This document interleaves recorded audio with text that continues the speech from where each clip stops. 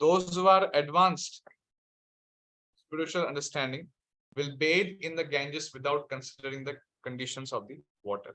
So here the connection is, what is the connection between the prior verse and this verse?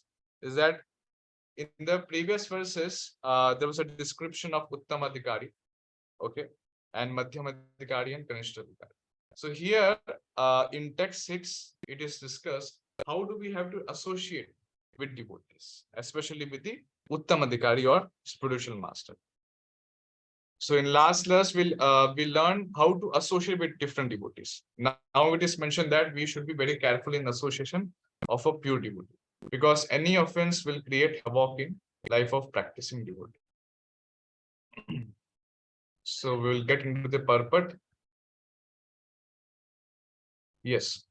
Shuddha Bhakti, the activity of the soul proper, in other words, engagement in the transcendental loving service of the Lord, is performed in liberated condition.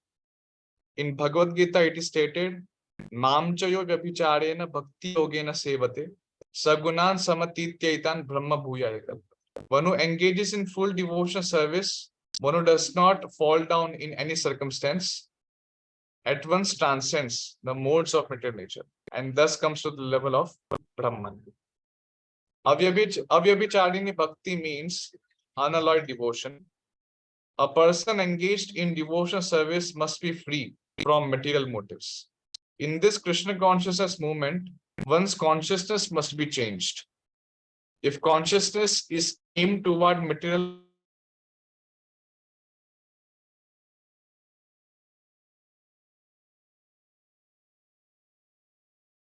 okay. Sneha माता जी, आप पढ़ना चाहेंगे?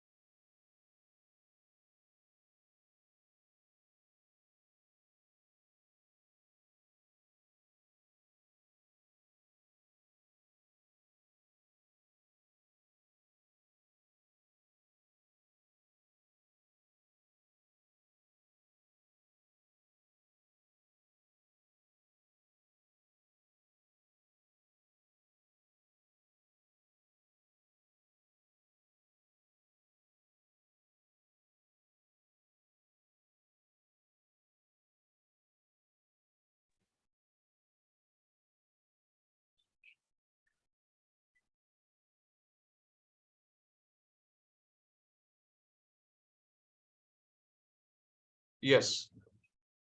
So a surrendered soul serves Krishna without material conscious considerations. Anyabhilashita shunyam. Jnana karmadi anavrita. Unalloyed devotional service, which is transcendental to the activities of the body and mind, such as jnana, mental speculation, and karma, fruitivar, is called pure bhakti yoga. Bhakti yoga is the proper activity of the soul. And when one actually engages in unalloyed, uncontaminated devotional service, he is already liberated. Sagunan Samatirtheta. Sneha Mataji.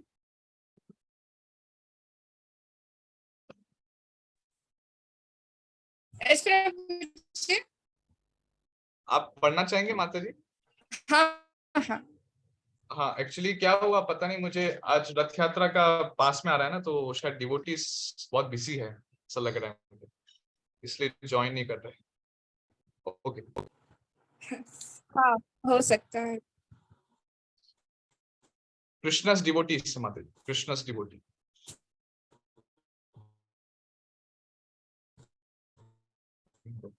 मैं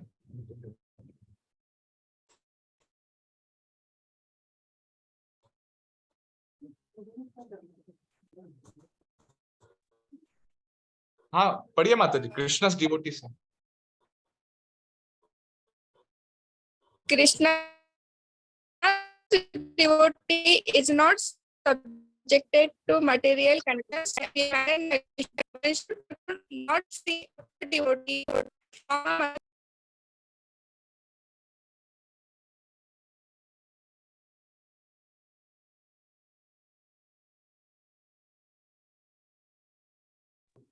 Hare Krishna. हाँ, yes, yes. Unless one is actually a devotee, he cannot see another devotee perfectly. As explained in the previous verse, there are three types of devotees: Kanishta Adhikari, Madhyam Adhikari, and Uttam Adhikari. The Kanishta Adhikari cannot distinguish between a devotee and non-devotee. He is simply concerned with worshipping he is simply concerned with worshipping the deity in the temple. A Madhyam Adhikari, however, can distinguish between the devotee and non-devotee, as well as between the devotee and the Lord. Thus, he treats the Supreme Personality of Godhead, the devotee and the non-devotee in different way. या इधर से start कर दीजिए। तो अभी मैं हिंदी में बोलूं, जस्ट हिंदी में बोलूंगा सब।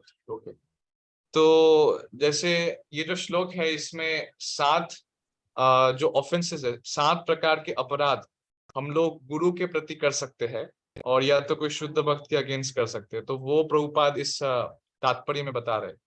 तो सबसे पहला जो अपराध है वैष्णव अपराध, सबसे पहला जो वैष्णव अपराध है वो प्रभुपाद मेंशन कर रहे हैं। So no one should criticize the bodily effects of a pure devotee. If there are such defects, they should be overlooked. What should be taken into account is the spiritual master's main business, which is devotion service, pure service to Supreme Lord, as stated in Bhagavad Gita 9:30. Api chetsu duracharo bhajate mam ananya bhag sadhureva samantavyah samyak vyavasito hi saha. Even if a devotee sometimes seems to engage in abominable activities, he should be considered a sadhu, a saintly person, because his actual identity is that of one engaged in the loving service of the Lord. In other words, he is not to be considered an ordinary human being. Okay. Yes, Kant Krishna Prabhu. Hare Krishna Prabhuji, yes. Yes, Prabhu, आप आगे पढ़िए इधर से। Even though I have just my audio somehow off. I was wondering what is happening. अभी मेरा yeah, audio I was सही।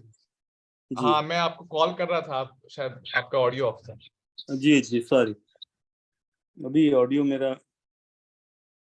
प्रभु जी, ये जो आपने अभी बताया, एक डिवोटी अगर जो है भक्त है, हाँ, अभी even if he comes commits very undesirable activity, still he has to be considered sadhu. Does it mean bhakt can do anything, any wrong things also? No. हाँ, इधर प्रभु जी, इधर ये जो even if a devotee sometimes seems to engage in abominable activities जो है ना, तो कभी-कभी क्या हो सकता है कि कोई साधु है, उसका जो बैकग्राउंड है, और वो बैकग्राउंड बहुत गलत बैकग्राउंड है, इन द सेंस कि वो पहले कुछ ऐसा एक्टिविटी करता था कि जो शास्त्र में मेंशन नहीं किया गया। तो क्या होता है कि वो व्यक्ति के संस्कार ऐसे इतने सालों तक है, इतने जन्म जन्मांतर तक है, और साथ में उसके जो संस्कार है, उसके जो हैबिट्स है, आदतें हैं, तो वो भक्ति जब करता है तो उसको अनर्थ निवृत्ति तो होती है, उसका जो शुद्धि, जो चित्त की जो शुद्धि वो तो होती है, लेकिन वो होने में टाइम लगता है। तो इसमें भगवान ऐसा बता रहे कि मान लीजिए वो आदत की वजह से, मान लीजिए बाई चांस, बाई मिस्टेक यदि ऐसा हो भी जाए, तो आपको तुरंत ही उसको एकदम नीचे कैटेगरी में नहीं डालना चाहिए, लेकिन उसको सुदुराचारो, मतलब उसको उसके बावजूद भी आपको वो सम्यक एवं मंतव्य, तो वो प्रॉपर्ली सिचुएटेड है ऐसे मानना चाहिए, और इवेंचुअली वो जब और भक्ति करेगा और अनर्थ निवृत्ति होगी, तो वो अपने आप धीरे धीरे जो गलत आदत है वो निकल जाएगी। तो हम लोगों को इस सेंस में समझना चाहिए। Okay, thank you. यस प्रभु, आगे पढ़िए आप। इवन दो अप्योर डिवोटी, मैं पढ़ूं? हाँ, हेलो, Yes, आपने yes. Hare मुझे Krishna. मुझे बोला जी. हाँ प्रभु जी, आपको ही. हाँ, even though pure devotee may not be born in a Brahman or Goswami family, if he is engaged in the services of the Lord, he should not be neglected. In actuality, there cannot be a family of Goswamis based on material considerations, caste or heredity. The Goswami title is actually the monopoly of the pure devotees. Thus, we speak of 6 Goswamis headed by Rup Goswami and Sanatan Goswami. Rup Goswami and Sanatan Goswami had practically become Mohammedans and had therefore changed their names to Dabir Khasa and Sakara Mallika. But Sri Chaitanya Mahaprabhu himself made them Goswamis. Therefore, the Goswami title is not hereditary.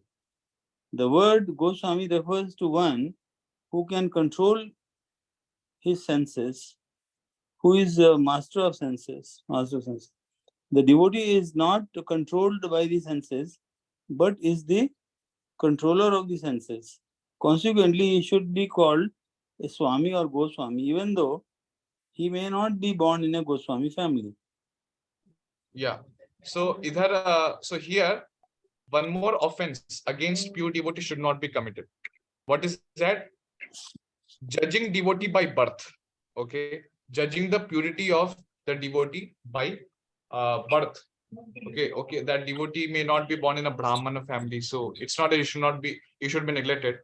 But as even Chaitanya Mahaprabhu, Srila Prabhupada is giving example of Goswamis here, and how Chaitanya Mahaprabhu accepted these Rup Goswami and Sanatan Goswami, who became Mohammedans, but still Chaitanya Mahaprabhu accepted them as Goswami. Okay, so yes. Soni Sanjani Mataji.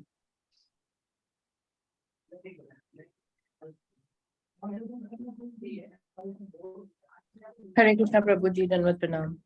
Pranam Mataji. Yes, you can according to this formula. Yes, Prabhuji. According to this formula, the Goswamis, who are descendants of Sri Nityananda Prabhu and Sri Advait Prabhu, are certainly devotees, but devotees coming from other families should not be discriminated against. Indeed, whether the devotees come from a family of previous acharyas or from an ordinary family, they should be treated equally. One should not think, oh, here is an American Goswami, and discriminate against him, nor should one think, here is a Nityananda Vamsa Goswami. There is an undercurrent of protest against our awarding the title Goswami to the American Vaishnavas of the Krishna consciousness movement. Sometimes people flatly tell the American devotees that their sannyasa or title of Goswami is not bona fide.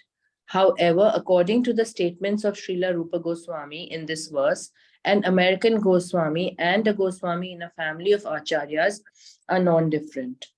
On the other hand, a devotee who has attained the title of Goswami but is not born of a Brahmana father or of a Goswami in the family of Nityananda or Advait Prabhu should not be artificially puffed up by thinking that he has become a Goswami. He should always remember that as soon as he becomes materially puffed up, he immediately falls down.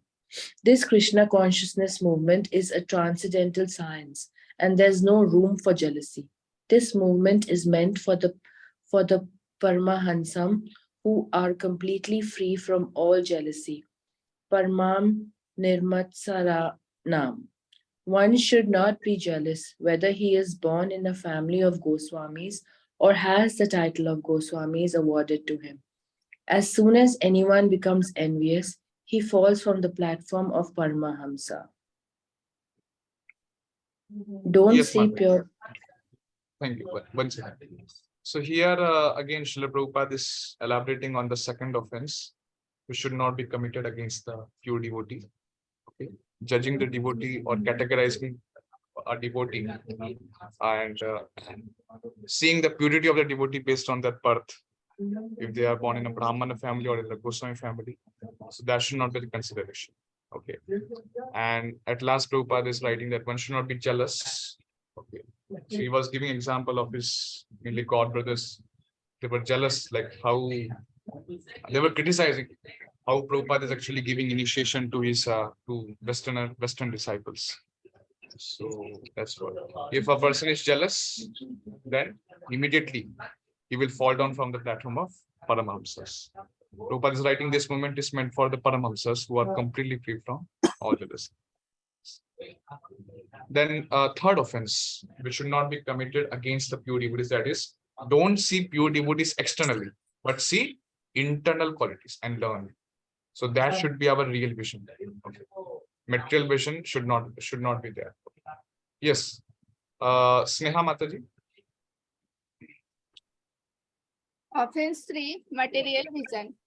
If we Yes. consider the bodily defects of a Vaishnava, we should understand that we are committing an offense at the lotus feet of the Vaishnava. An offense at the lotus feet of a Vaishnava is very serious. Indeed, Sri Chaitanya Mahaprabhu has described this offense as Hati Mata, the mad elephant offense. A mad elephant can create a disaster, especially when it enters into a nicely trimmed garden. One should therefore be very careful not to commit any offense against a Vaishnava. Every devotee should be ready to take instructions from a superior Vaishnava, and a superior Vaishnava must be ready to help an inferior Vaishnava in all aspects. One is superior or inferior according to his spiritual development in Krishna consciousness. One is forbidden to observe the activities of a pure Vaishnava from a material point of view. For the neophyte, especially, considering a pure devotee from a material point of view is very injurious. One should therefore avoid observing a pure devotee externally, but should try to see the internal features and understand how he is engaged in the transcendental loving service of the Lord. In this way, one can avoid seeing the pure devotee from a material point of view, and thus one can gradually become a purified devotee himself. Those who think that Krishna consciousness is limited to a certain section of people, a certain section of devotees, or a certain tract of land are generally prone to see the external feature of the devotee. Such neophytes, unable to appreciate the excited service of the advanced devotee, try to bring the Mahabhagavata to their platform. We experience such difficulty in propagating this Krishna consciousness all over the world.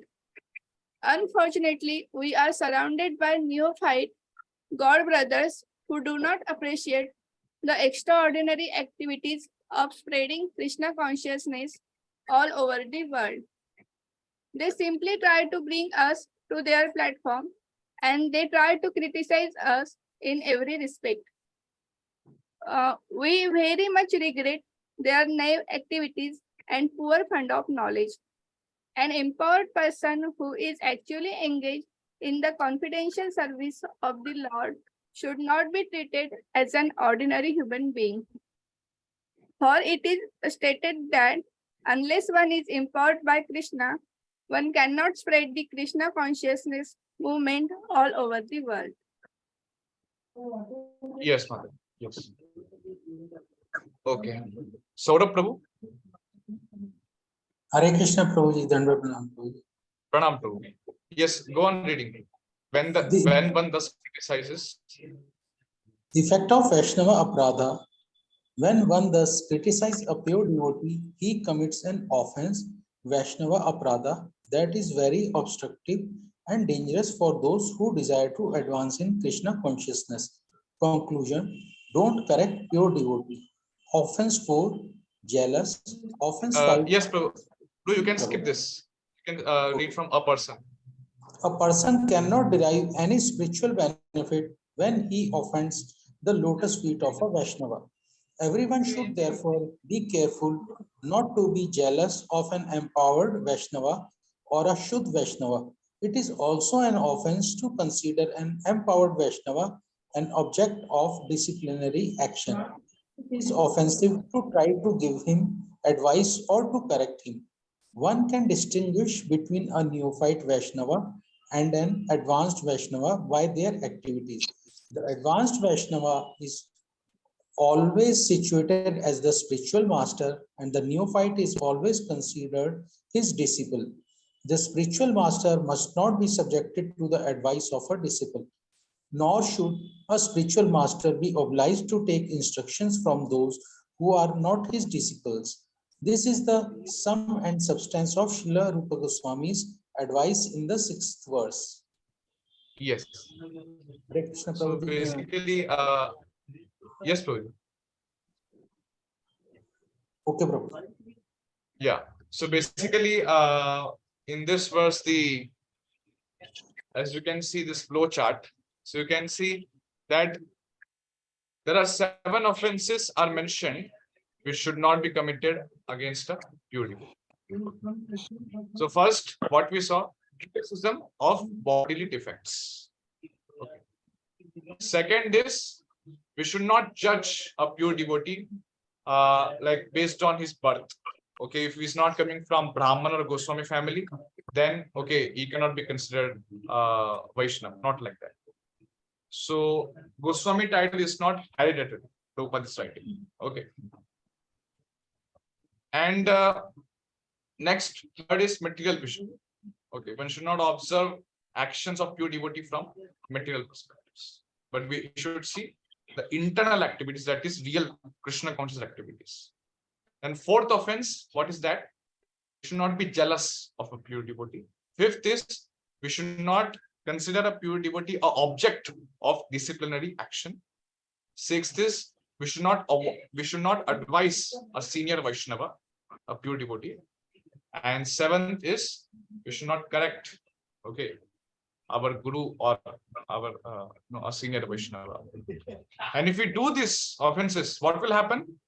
If we commit this aparadha, it will be obstructive and dangerous for our Krishna consciousness advancement.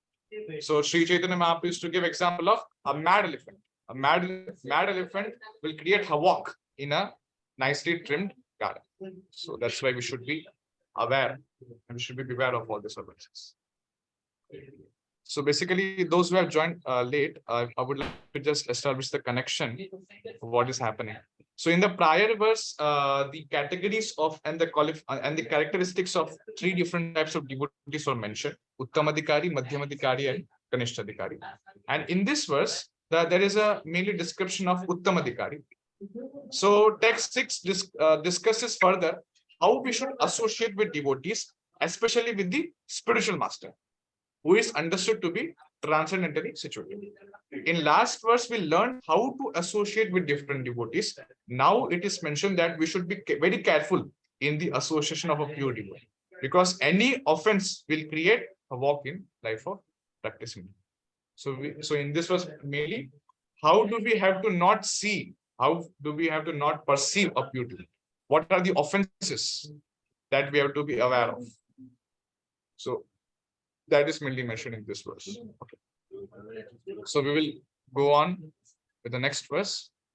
Yes, text 7. Syat Krishna Nama Charita Disitapya Vidya Pito Pataptarasanasya Narochikanu Kintvadarad Anudinam Khalu Saiva Jushta Swadvi Kramad Bhavati Tadgadamula Hantri. Translation. So Kant Krishna Prabhu. Yes. Yes, Prabhuji. The holy name, character, pastimes, and activities of Krishna are all transcendently sweet like sugar, candy. Although the tongue of the one affected by jaundice or avidya, jaundice of avidya is ignorance. Avidya means ignorance, cannot taste anything sweet. It is wonderful that simply by carefully chanting these sweet names every day, a natural relish awakens within his tongue. And this desire is gradually destroyed at the root. Connection. In order Yes. to. 1 second. Yes. Hmm. So what is the connection between the prior verse and this verse?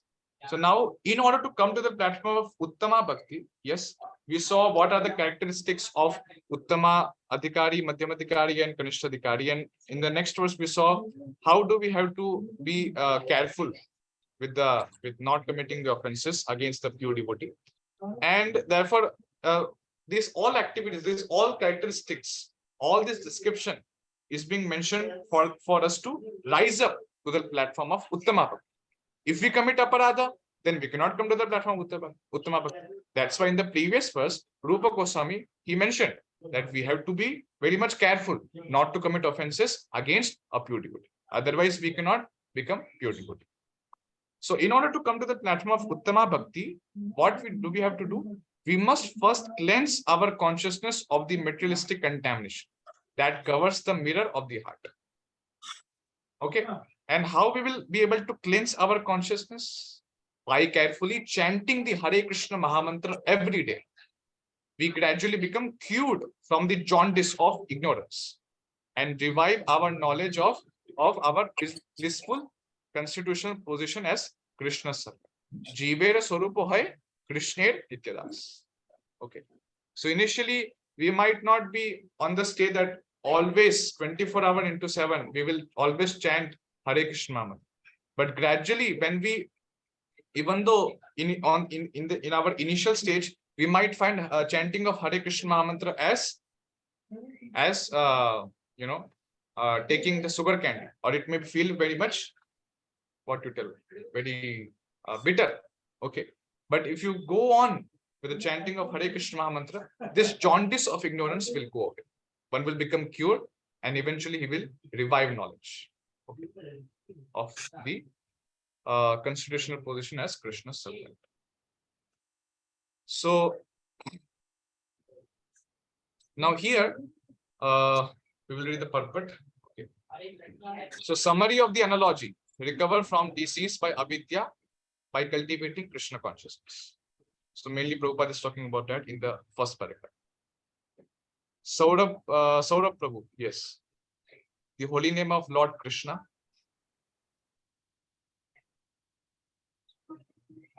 Hare Krishna. Prabhu.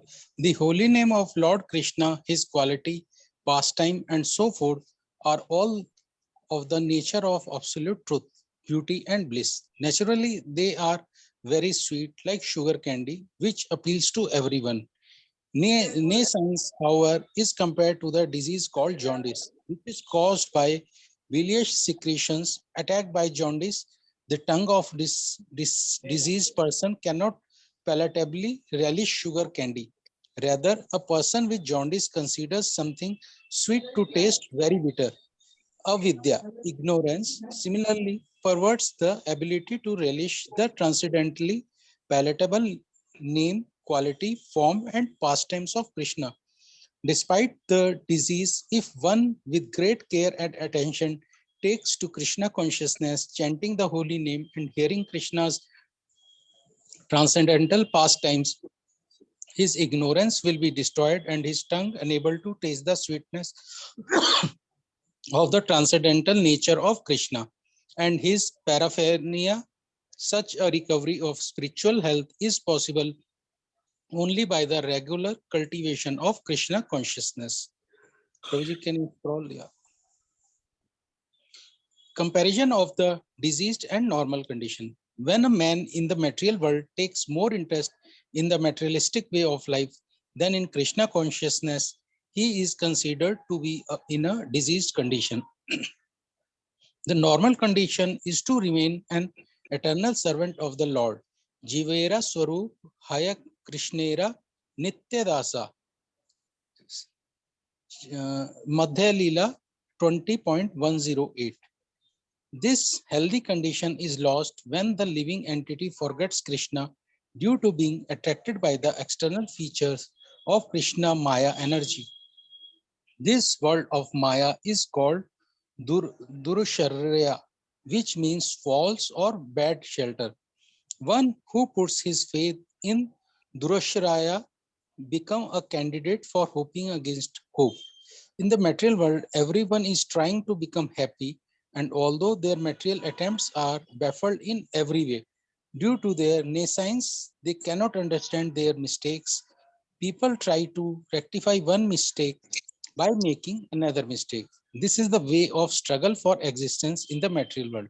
If one in this condition is advised to take a Krishna consciousness and be happy, he does not accept such instructions. Yes, Prabhuji. Okay. Hare Krishna. So mainly here, Prabhupada is writing about this Punascharvita. Hope against hope.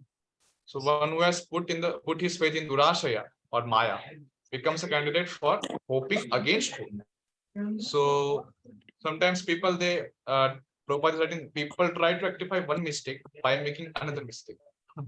So this is the way of struggle for existence in the spiritual, in the material world.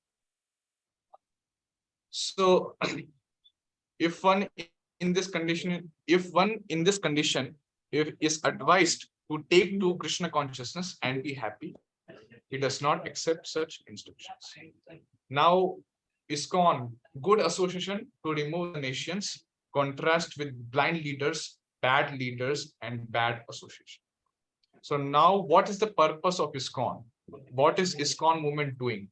So that's what Prabhupada is now going to tell. Sneha Mataji.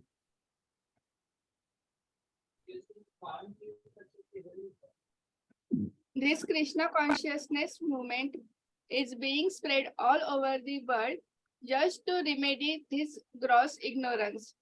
People in general are misled by blind leaders. The leaders of human society, the politicians, philosophers, and scientists are blind because they are not Krishna conscious. According to Bhagavad Gita, because they are bereft of all factual knowledge due to their atheistic way of life, they are actually sinful rascals and are the lowest among men. Namam duskritino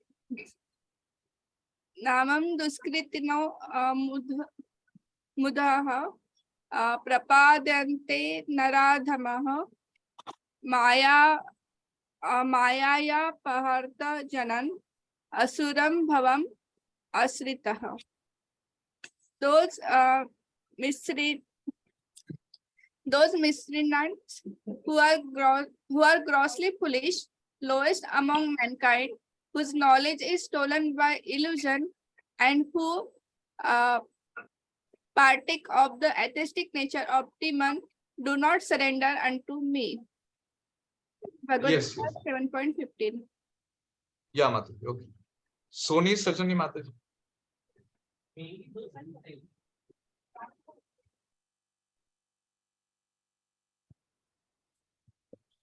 Such people never surrender to Krishna, and they oppose the endeavor of those who wish to take Krishna's shelter. When such atheists become leaders of society, the entire atmosphere is surcharged with nescience. In such a condition, people do not become very enthusiastic to receive this Krishna consciousness movement. Just as a diseased person suffering from jaundice does not relish the taste of sugar candy. However, one must know that for jaundice, sugar candy is the only specific medicine.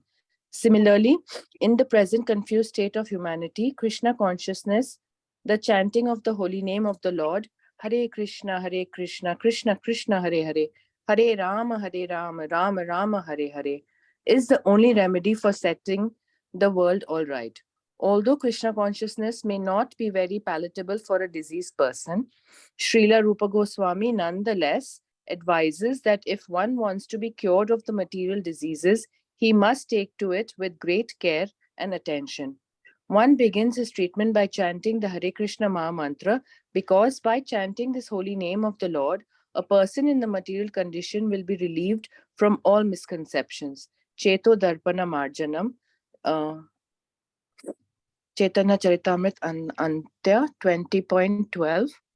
Avidya, a misconception about one's spiritual identity, provides the foundation for ahankara, or false ego within the heart. The real disease is in the heart. If the mind is cleansed, however, if consciousness is cleansed, a person cannot be harmed by the material disease. To cleanse the mind and heart from all misconceptions, one should take to this chanting of the Hare Krishna Maha Mantra. This is both easy and beneficial. By chanting the holy name of the Lord, one is immediately freed from the blazing fire of material existence. Yes. So now, after this, Prabhupada is going to explain the 3 stages of chanting. Okay. So what are they? Nama Paradha, Nama Bhas, and Shuddha Nam. Okay. Should I continue, Prabhuji? I will ask someone. Kant Krishna Okay. Prabhu. Probably.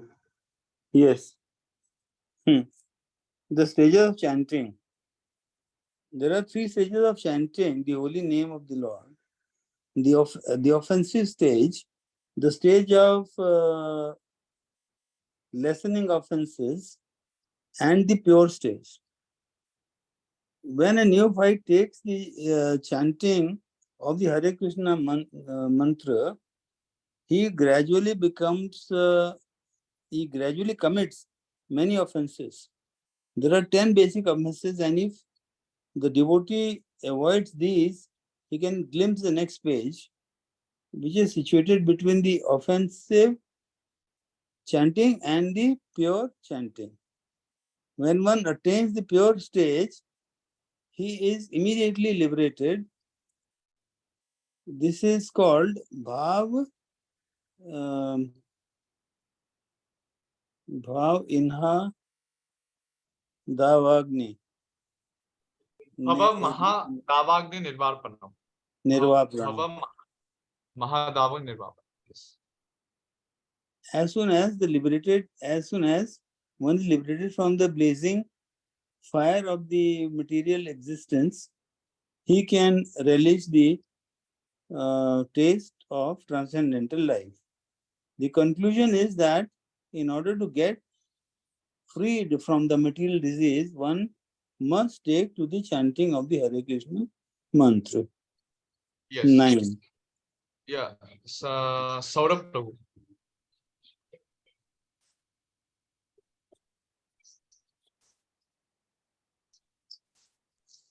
Hare Krishna. Prabhu. The Krishna consciousness movement is specially meant for creating an atmosphere in which people can take to the chanting of the Hare Krishna mantra, Ajnata Sukriti. One must begin with faith, Shraddha, and when this faith is increased by chanting, a person can become a member of the society. We are sending Sankirtana parties all over the world, Sadhu Sanga, and they are experiencing that even in the remotest part of the world, where there is no knowledge of Krishna, the Hare Krishna Maha Mantra attracts thousands of men to our camp. In some areas, people begin to imitate the devotees by shaving their heads and chanting the Hare Krishna Maha Mantra only a few days after hearing the mantra. This may be imitative, but imitation of a good thing is desired. Some imitators gradually become interested in being imitated by the spiritual master and offer themselves for initiation. If one is sincere, he is initiated, and this stage is called Bhajana Kriya. One then actually engages in the service of the Lord by regularly chanting the Hare Krishna Maha Mantra 16 rounds daily and refraining from illicit sex, intoxicants, meat eating, and gambling. By Bhajana Kriya, one attempts freedom from the contamination of the materialistic life. Anartha Nivritti. He is no longer goes to a restaurant or hotel to taste so-called palatable dishes made with meat and onions, nor does he care to smoke or drink tea or coffee. He not only refrains from illicit sex but avoids sex life entirely. Nor is he interested in wasting his time in speculating or gambling. In this way, it is to be understood that one is becoming cleansed of unwanted things, anartha nivritti. The word anartha refers to unwanted things. Anartha are vanquished when one becomes attached to the Krishna consciousness movement. When a person is relieved from unwanted things, he becomes fixed in executing his Krishna activities, Nishta and Ruchi. Indeed, he becomes attached to such activities, Asakti, and experiences ecstasy in executing devotional service. This is called Bhava, the preliminary awakening of dormant love of God.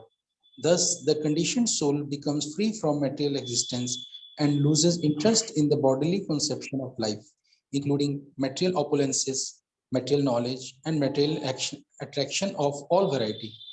At such a time, one can understand who the Supreme Personality of Godhead is and what is his Maya is. Although Yeah, Maya yes, may Prabhuji. Hare Krishna. Sort of, yeah, thank you. So, you can read. Sneha Mataji.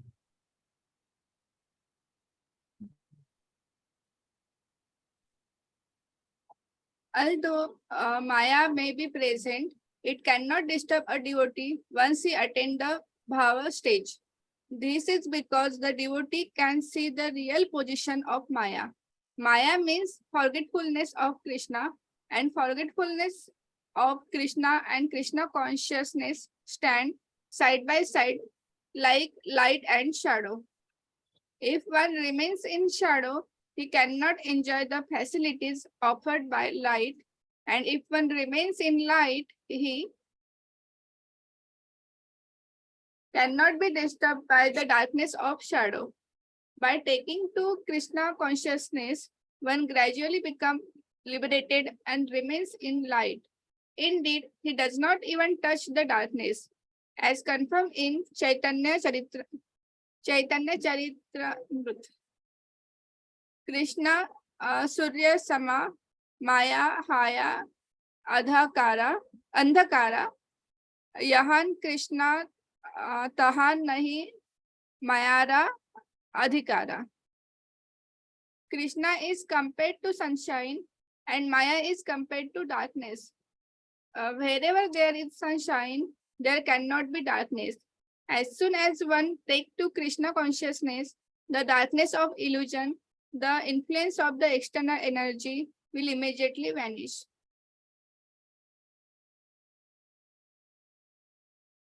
Okay. So yes, mainly this whole NOI is text 7 was talking about the principles of chanting, or mainly how we can come to the stage of how we can rise up to the stage of Uttam Adhikari. And before we rise up to the stage of Uttam Adhikari, we need to know what is a disease, why we are not getting that taste to chant Hare Krishna Mahamudra 24 hours, daily. So initially Prabhupada explained the symptoms of disease. What are they? There is no taste for name form of the Lord, and compared with it's bitter, like sugar candy. John, this example was given. Okay, then what is the cause of disease? Symptoms of disease are explained. Okay. That is okay. We can experience. But what is the cause of the disease? So the cause of disease is ignorance. Yes, and that is caused by forgetfulness. Krishna Bhuli Jeev Bhogavancha. Jeever Swarup Hoy Krishna Nityadas. So we have forgotten that we are eternal servants of Krishna, and thus we are distracted by Maya. And thus we have taken false or bad shelter, Durashaya. And in that way we are having hope against hope. And in that way we are not able to understand our mistakes. Okay. Then this is individual. Okay, this is individual. And what is collective? So collective is atheistic leadership, because we're living in society, so we can know, misled by blind leaders. And Prabhupada is quoting Namam Dushkritano Mudha Prapadyanti Naradama. They oppose devotees' endeavors, and they personally they never surrender to Krishna. What is cure for this disease? Chanting. And what is the method of chanting? Care, with care and attention. And what are the benefits? It's easy and beneficial. So what are the effects of chanting? Cheto darpana majanam bhava mahadavaga nirvapa. So where do we have to do this chanting? ISKCON. And in ISKCON we can follow this, we can progressively come to the stage of our devotional advance. That is Shraddha, Sadhu Sangha, Bhajan. So Shraddha is little faith. And after developing little faith, we come to the ISKCON movement, ISKCON Sankirtan. We come to that, with the association of devotees, Sadhu Sangha. Then later we do Bhajana Kriya. So what is Bhajana Kriya? 16 rounds and 4 agreements. Then in that way, Anartha Nivritti happens. Celibacy and no gambling, no tea, coffee, or desserts. These were the Anartha Nivritti. We become distaste. We develop distaste towards all these things. Okay. And then beyond cure. Okay. Then after that, what will happen? Eventually we will awaken our dormant love of God. So that is the stage of bhava. And what are the symptoms? No bodily concepts. He understands Krishna and Maya separately. Undisturbed by Maya. He is undisturbed by Maya. An example of sun and shadow.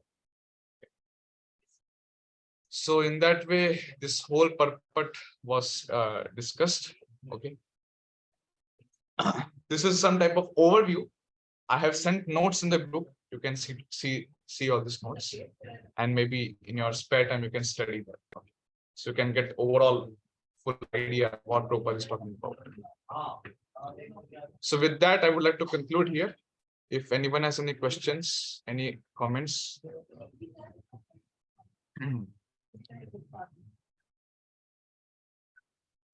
Thank you so much, Prabhuji. Very nice class, Prabhu. Thank you.